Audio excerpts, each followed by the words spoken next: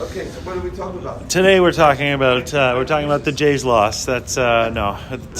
We'll talk a little bit about the latest character in this week's parsha. This is the evolution of where we're going. And I think last week we talked about Noah. We did. I don't think that. I know we did. And this week we'll talk about Abraham and what maybe some of the inspiration that he has for me. And at face value, you look in Rabbi Sachs, his vort on this week's parsha is about Avram as a nonconformist.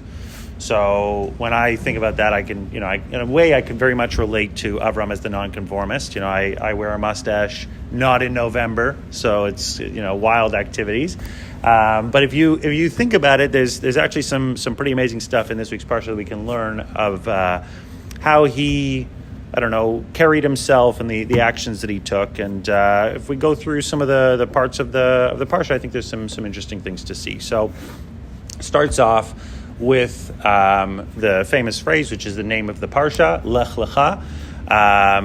Pretty amazing. I think, a consulting background, one of the most important things that you have to think about is how you combine the what and the why. So you got to know what you're going to do, but you also have to have like a good purpose and a reason for doing it. And that's literally how the parsha starts off. Lech, go. So that's the what you're going to do. And Lecha is for you. So there's many different explanations of how to understand the Lech Lecha part. So some say that it's to a place where you will get benefit. Some say it's for yourself, and that'll be the explanation that you'll explore, and you'll find parts of yourself you can show the world growth and all those kinds of things. But I think at the very face value, what we learn from Abraham is not just that he's a nonconformist and that he breaks, his father's idols, but that he has a ton of trust. There's a ton of trust in everything that he does. And at the same time, what's interesting, if you take a step back and you think about how Avram arrived at this idea that he's going to put faith in God, this thing that he can't see, this, energy or spirit or whatever you want to call it, that steers the world, it kind of starts off in a rational thought. He looks at these porcelain figures in front of him and he says, there's no way that these things could have created the world.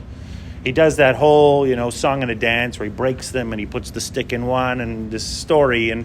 But it's quite clear that what he starts off with his reasoning from is a logical reasoning. And then from there he shifts to, I won't call it blind faith, but a very trusting faith. He puts his trust in God and he says, okay, you say go, I go. This is where guidance comes from. And that's what opens up the path for him to receive these communications with God, to have this conversation with him. So you have this rational thought that pivots to becoming, I won't call it irrational, but a less rationalized thought, so to speak, right? And I think one of the interesting things about this also is that when we talk about the Lech Lecha, connect this from the beginning to the end, Avram finds in this moment, he finds a kind of purpose. He goes out and, at this point in time, he's actually proselytizes. So he goes to different cities and he tells people, there is one God, it's not an idol. Start thinking this way, understand that this is the way the world works. And he understands that there is something that he has to do in this world. And I think that, interestingly, if we bookend this with what happens at the end of the parsha, one of the things that we take away is that bris milah is the mitzvah that Avram is commanded with at the end of the parsha.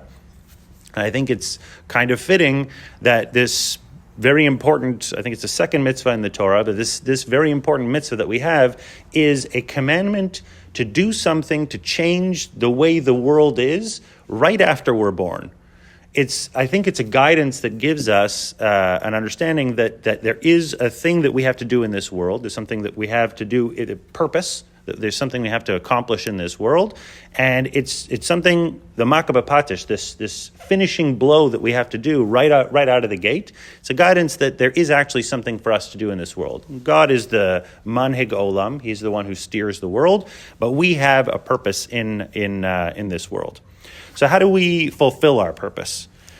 There's a couple of things that we can take away from the parsha. So parsha continues. Avram has his nephew. He's going around. They have an altercation with their shepherds. They split ways.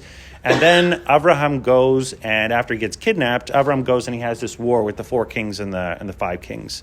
And there's 2 really interesting things that happen in this. So one, after the war, he wins. He's successful in reclaiming Lot and his family and all of the possessions and so on. So the kings offer him reward.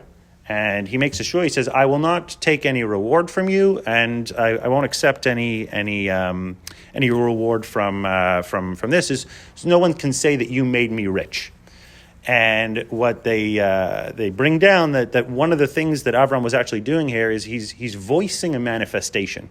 He says, by stating for the record, this is not how I will get rich, he is able to create that reality in the world. Other ways he'll become rich. God immediately comes down afterwards and says, don't worry, I'll take care of you for future generations and all those good things.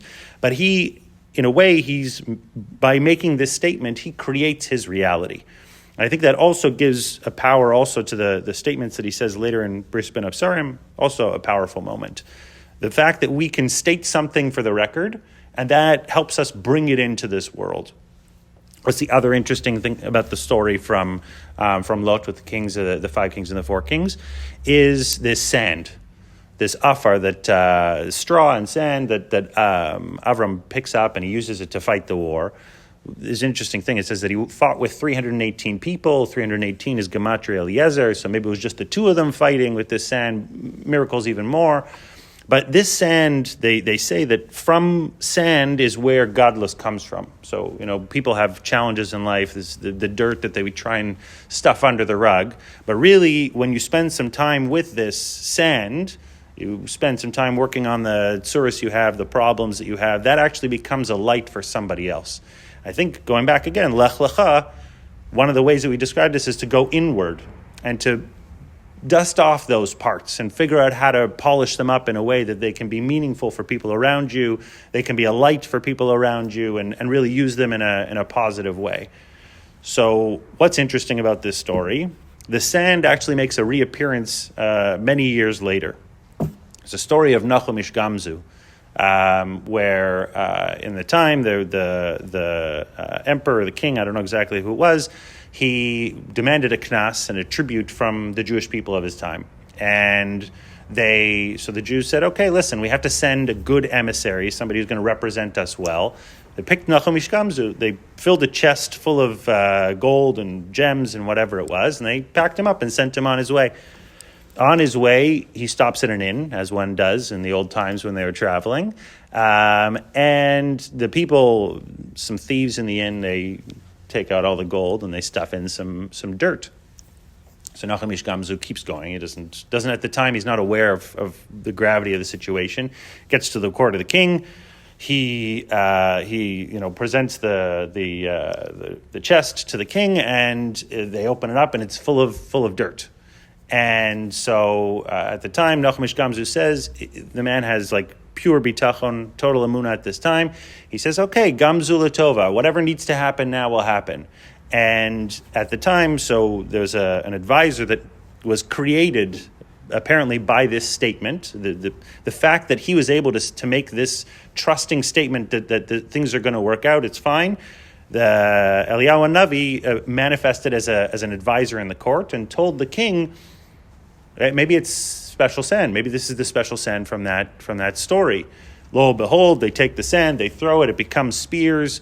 And again, this manifestation of a statement to create our reality that was able to turn a really sour situation into something that meant a lot more. So I think, when we think about this week's parsha, we start off with a nonconformist who has some rational thoughts and he breaks the mold a little bit. But then we see that from there, a lot of what we can learn is really in this world to, state the things that we want, to the boundaries that we're going to have, the realities that we want to bring into this world, and then trust, and then, God willing, the rest comes down from the Eivishter. So That's a little bit on Parsha Lecha and some stuff to take away for the week. Interesting.